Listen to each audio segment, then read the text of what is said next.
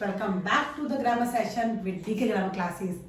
And children, today I have taken the most common topic for primary students, and the topic is a sentence and its parts. So children, sentence. What is a sentence? We know about word simple, you can say collection of some alphabets, and when these words combine together and make complete sense, it forms a sentence. Let me tell you the definition of a sentence. A sentence is a group of words arranged in specific order which makes complete sense. Children, just pay attention. Complete sense. For example, if I say nature is beautiful and bountiful, it conveys proper sense. Group of words it is, and this is called proper sentence. For example, if I'll say like this, beautiful and bountiful nature is, or beautiful is bountiful. So I'm just taking the group of words, but these are not arranged properly, then we will not call it a sentence. Okay. Now one more thing I would like to introduce. What is a phrase? See, when we talk about group of words when arranged in proper way and make complete sense, it becomes sentence. But a group of words that has some meaning but does not convey proper sense, then it becomes phrase. A group of words which have a complete meaning but not complete sense, then we call it phrase. Example, at the bottom of the hill, in the morning. So you can see here, these are group of words which has meaning but not complete sense. So this is phrase. Now let's move further towards the parts of sentences. See, very simple. A sentence has two parts, subject and predicate. Subject means the name, the person, the thing about which something is said in the sentence. Let me tell you the exact definition, and with example then things will be clear. See, if we talk about subject, this I have told you, sentence has two parts, subject and predicate. Okay. If we talk about subject, it is made up of all the words that tell who or what the sentence is about. Okay. The main thing, the main name, the main person about which the whole sentence is written. Right. Now let's move further about to predicate. If we talk about predicate is all the words other than subject. Means it includes the verb. Verb is always a part of predicate, not subject. Okay, so you may say this, that predicate begins with verb or helping verb. At times helping verb or verb. So it includes the verb and all the words that tell what happened in the sentence, right? Or what is said about subject is predicate. Whatever the words used to tell something about subject, that is called predicate. Let me give two examples, then you will understand. For example, if I say the sun rises in the east.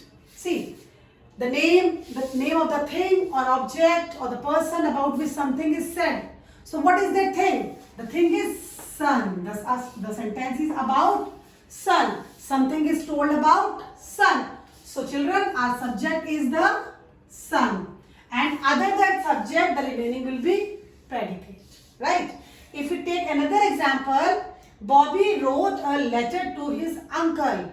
The person about whom something is said, that is Bobby. So this is subject. So just leave it. Other than subject, this is our predicate. And one more thing I told you, you can see and check that. Wrote. Wrote is verb. So our predicate begins with verb. In this case also you can see rises. Rises here is verb and our predicate is beginning with verb and everything other than subject. One more example, let me tell you children. If I say the sun is round. Again, if we see here, we are talking about the sun. So simply the sun is subject and other than subject, that is round, means helping verb. Here verb or helping verb, one and the same thing. the predicate begins with verb or helping verb, and remaining part other than subject is predicate.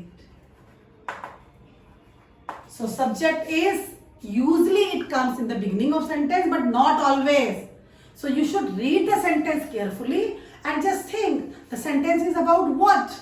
That is your subject, and other than subject that includes verb, that is your predicate. Now children, I hope you have understood about the parts of sentence, about subject and about predicate. Now let's move further. Let me tell you about imperative sentences and how to identify subject in these imperative sentences. The order sentence, advice sentence, request sentence, command sentences, these all are imperative sentences. Or you can say where subject is not clearly stated. Let me tell you how to identify subject in these sentences. Imperative sentences always have an understood but not stated. Understood means it's understood. When imperative sentence is there, we are talking to someone who is standing just in front of us, means you, right? It's not stated but it's understood. Let me give you example, children. For example, if I say go from here, verb and remaining part of sentence. But naturally this is your predicate because it includes verb. But the person to whom this thing is said or about whom something is said, the name is not here. That is understood that we are talking to the second person, that is you. Means you go from here. So you can say subject in such sentences, in imperative sentences, are hidden. And that is understood that the subject is you. The sentence becomes you go from here. Okay? So you will write predicate this and subject you. Now see another example. Stop. Again verb. This is predicate and subject is you. Means you stop. Okay? See this example. Bring me a glass of water. Again it includes verb. So this whole part is predicate. So where is subject? Subject means it is understood that subject is you. You bring me a glass of water. So subject is you. So these all are imperative sentences. Ring the bell now. Again, the verb the verb is here and sentence begins from verb. This part is called predicate and the hidden subject is you. Means you ring the bell now. So it's very simple. In imperative kinds of sentences, the subject is understood but not stated, and that is you. Now children, I hope everything is clear. I will take just 5 more examples to make things better and clearer. See these 5 examples. Here you are supposed to circle the subject and underline the predicate. I hope you all will do this exercise along with me. Okay? First sentence is, a man and his 2 children were injured in the accident. So about whom the whole sentence is said? It's all about a man and his 2 children. Please don't get confused. Usually children think a man is here, so this is our subject. Read the sentence carefully. The subject is a man and his 2 children. Because about these 2 things, or you can say person, these words are said. Okay? So verb, helping verb you can say. So it includes verb or helping verb and the remaining part is predicate. Right? If you see this example, my friend and I went for shopping. Again, it's all about my friend and I. So this is your subject and the remaining part, as it includes verb also, this is predicate. Right? See this example, always lock the car door.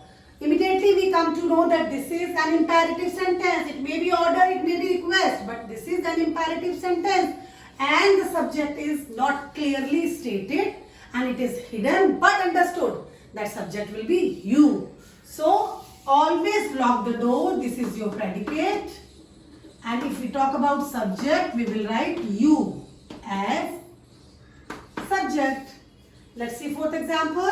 Basketball is played all over the world. We are talking about basketball. Then this is your subject. Then remaining part including verb is predicate. Let me take the last example. Take me to the library. Again, we cannot see clear subject here. The sentence, it begins from verb and it is predicate. And imperative sentences, this is imperative sentence. So, our subject is you. You may call this sentence, you take me to the library. You is hidden, but when we will write subject, it is written you. And this is predicate. These 5 examples you have understood. So children, I always suggest you to do more and more grammar practice for better understanding and clarity of grammar topics. You can do my practice worksheet from description box for better understanding. And now this is just end of my video. Bye bye, stay safe and stay healthy.